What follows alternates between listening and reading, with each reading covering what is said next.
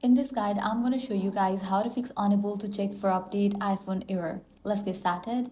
The very first thing you want to do is check your internet connection. Make sure you have stable internet connection. You can switch between Wi-Fi and mobile data. Also, you can give a first restart to your router if you're using Wi-Fi.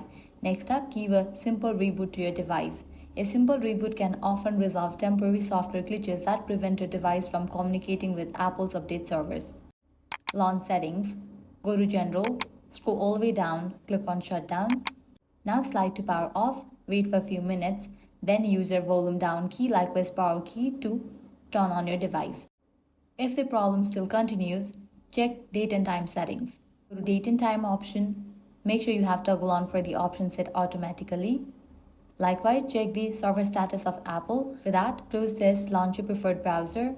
Now type in Apple server status, then navigate to its official website. Make sure Apple servers are operational. Sometimes the issue is not with your device but the Apple's update services. If Apple servers are experiencing downtime or heavy traffic, you may need to wait and try again later. You can also switch to a different Wi-Fi network or use a trusted hotspot to rule out any network-related problems. Next thing you want to do is check your device storage. For that, launch settings, go to General, go to iPhone storage. Make sure you have enough storage. If not, you can delete or offload the unused apps. Lastly, reset network settings. For that, head back.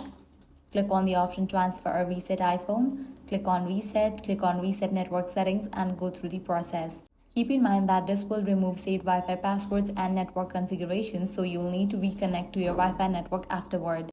As a final option, you can update your iPhone using a PC. Connect your iPhone to a Mac or Windows PC.